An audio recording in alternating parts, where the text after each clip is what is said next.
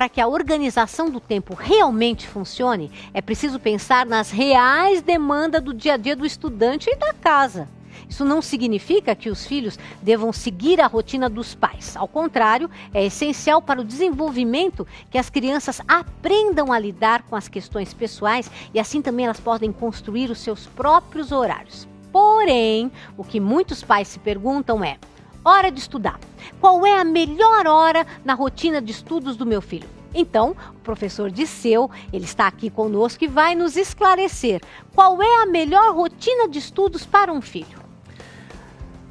A melhor rotina, o melhor horário para uma criança começar a estudar é logo depois que ela volta da escola. E obviamente que vem o momento dela tomar o lanche dela almoçar. Sim. E dar um períodozinho assim para de descanso ali entre uma coisa para fazer o processo digestivo. Porque senão eu estou sendo antipedagógico. Sim. Uma criança acabou de comer, meia hora para ir colocar para você, agora vamos começar a sua atividade. Sim. O tempo de digestão, daí você começa.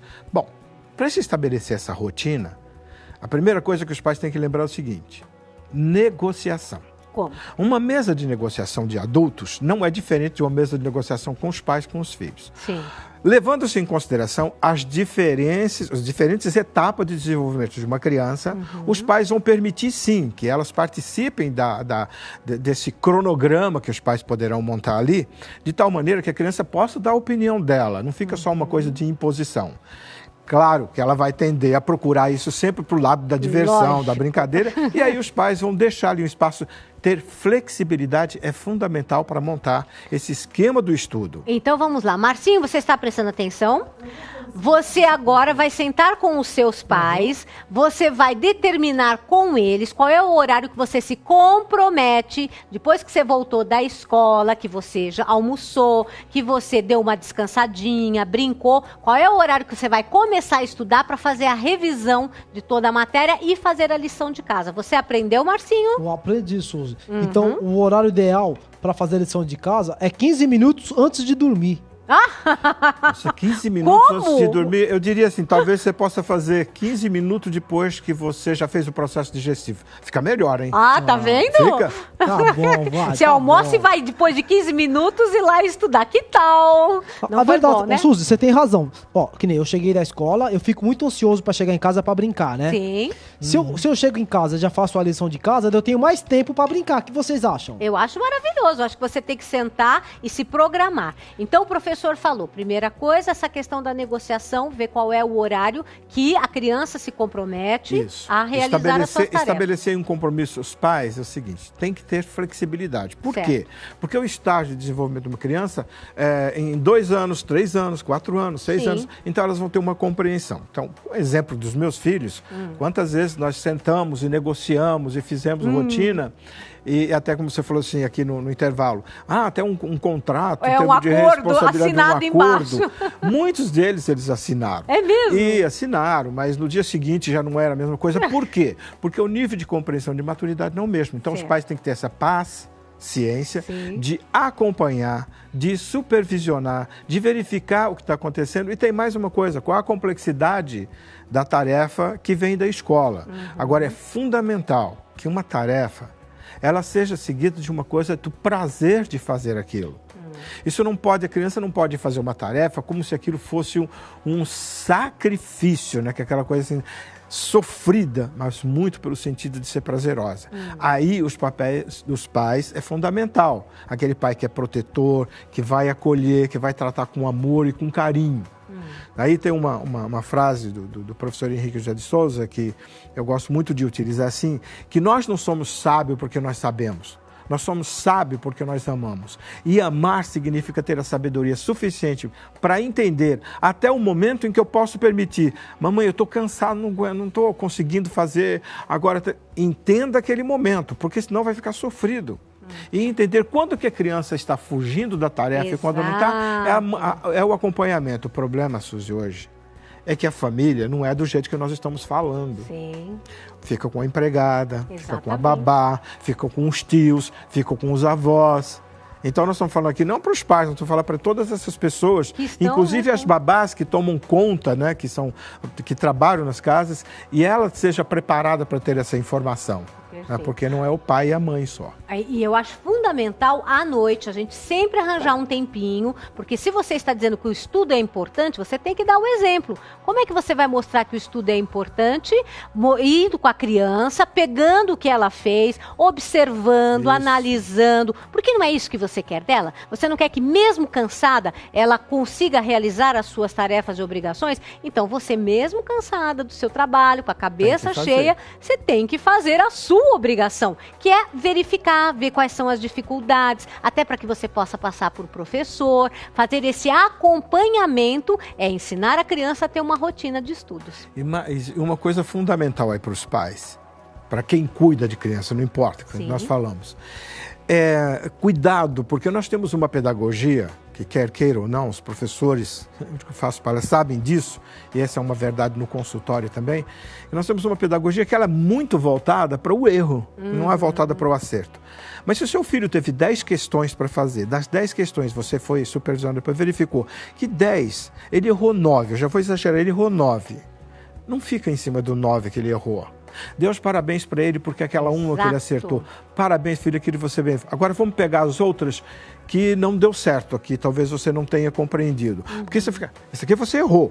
Isso aqui você errou. Só pontuando o que não deu pontuar. certo. Opa, aqui, ao invés de dizer que você errou, para não ficar uma coisa, eu tenho uma maneira de dizer isso mais suavemente.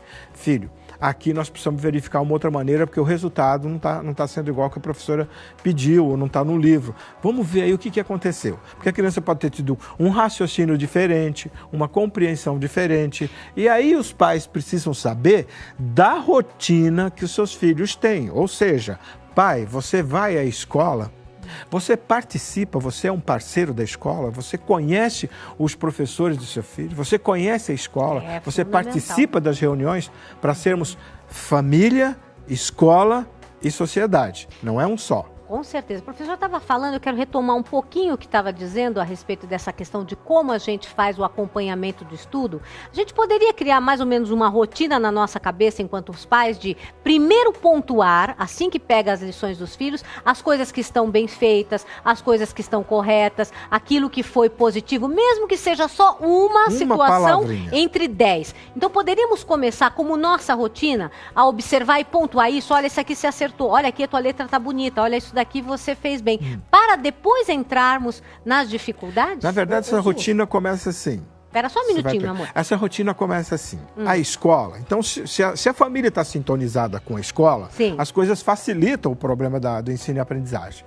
Porque começa quando a escola determina que o trabalho tem que ser feito em casa, as tarefas. Tem tarefas diferenciadas, tem tarefa que tem um prazo de entrega. Então isso, quando a criança chega, ela traz anotada no caderno dela. Então, rotina dos pais. Verificar o que é esquece. Não é simplesmente perguntar, você tem tarefa para casa? A criança esquece. Não, e outra coisa, além de esquecer de anotar. Não, e ela sabe que tem, e muitas vezes fala, ela vai dizer, não tem, porque o prazer vem primeiro. Aí, né, é normal. Tô entregando você, né, Marcinho? A brincadeira, o prazer vem primeiro, isso é natural para a criança ali. Então, os pais vão verificar exatamente, ou o pai, ou o tio, o avô, ou a babá, quem estiver tomando conta da criança nessa hora, verificar quais são as tarefas. Então, passou o momento em que ela descansou, fez o processo digestivo dela, aí os pais poderão pegar essa matéria e verificar exatamente o que tem lá. Olhar os cadernos dos filhos, pelo menos, não vou dizer se você não faz todo dia, mas pelo menos umas 2, 3 vezes por semana tem que pegar o caderno para verificar como é que está indo, as observações dos professores, né? Além de participar lá na reunião. E a partir daquele momento ele fez assim, que bom aqui que você acertou, olha aqui isso, olha aqui essa situação. E a partir daí, hoje eu vi assim, que nós estabelecemos que você precisava ficar aí das 2 até as 4 estudando.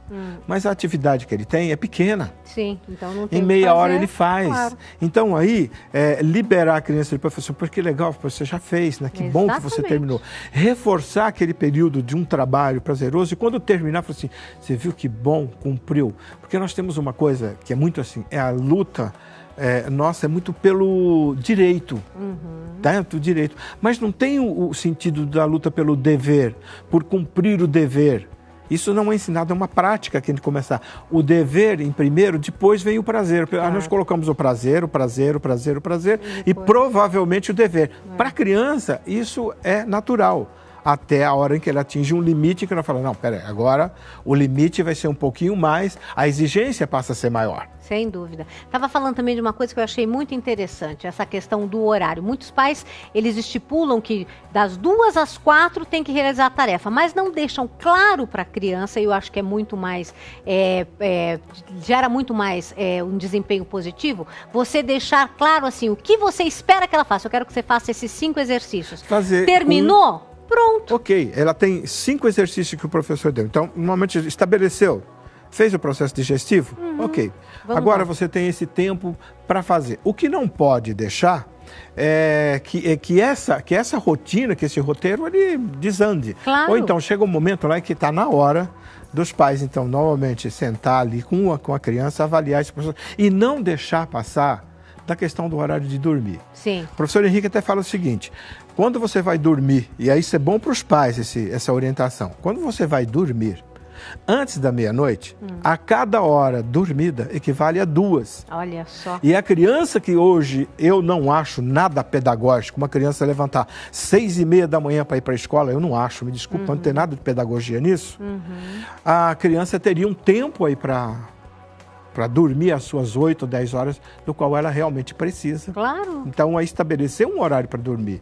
Então, uma flexibilidade no horário de dormir que os pais já sabem. Até ali é o possível, daí para frente não tem mais jeito. E só para terminar, antes de eu falar dos seus livros, gente, porque olha, vocês vão adorar os conteúdos que estão aqui, eu queria que falasse um pouquinho sobre essa questão que muitas crianças e até adolescentes falam, eu vou esperar meu pai chegar em casa para me ajudar a fazer o trabalho ou fazer a lição sem ter tentado sozinho primeiro realizar. Fica sempre com aquele apoio, aquela muleta de quando meu pai chegar, ou seja, sempre passa a responsabilidade para os pais. Não tenta.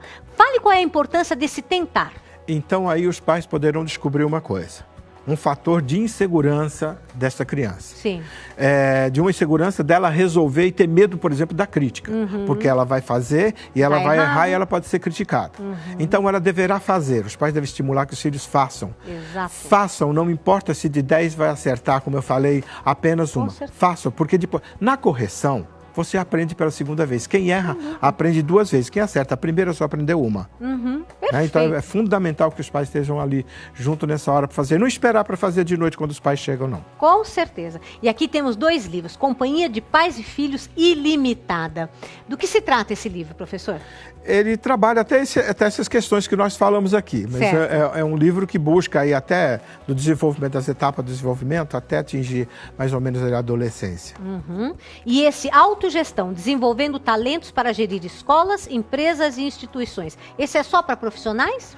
Não, esses são para os pais, para os professores, para as empresas, em que, na verdade, o que nós acabamos de falar para a criança está aí adulto, né? No sentido mais adulto. Vai se autogerir, é administrar o seu tempo, administrar as coisas. Nossa, e esses livros podem ser encontrados em todas as livrarias ou algum site específico? Infelizmente, o primeiro que você mostrou, ele está limitadíssimo, está encerrando a edição dele agora. Certo. E esse é um lançamento, né? Então encontra-se nas editoras. Ótimo. Um lançamento. Olha, quantas coisas aprendemos com o professor Dirceu Moreira. Eu tenho certeza que você em casa quer assistir de novo essa entrevista para estabelecer tanto uma rotina pessoal como também das crianças e adolescentes que estão ao seu lado, não é? Você sabe como é que você deve fazer? Entre e assista no nosso site os nossos programas. Nosso site é www.paulinas.org.br e lá você escolhe uma série de entrevistas, aquilo que você viu, e também se você quiser entrar em contato conosco para dar sugestões de pautas, assuntos, algum convidado que você queira rever, é simples. Você também pode enviar para o nosso e-mail a sua sugestão. Nosso e-mail é Programa Família em Foco, você já sabe, paulinastv@paulinas.com.br. Muito obrigada, professor. Como sempre, abrilhantou, deu uma luz aqui para todos nós. Agradeço demais a sua participação. Eu que agradeço a disposição, já falei quantas vezes precisarem em outras temáticas.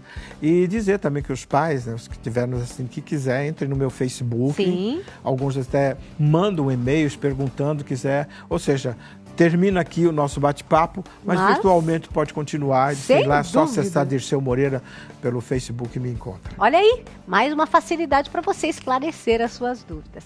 Agora a gente vai rapidinho para o intervalo, porque eu vou estabelecer ali com o Marcinho a nossa rotina de estudos, que ele já vai começar a colocar em prática, né, Marcinho? Sabia que ia sobrar pra mim. Claro, tem que ser. É pro seu bem. A gente vai rapidinho pro intervalo e voltamos já já com mais dicas de como você pode estabelecer uma boa rotina de estudos. Até mais.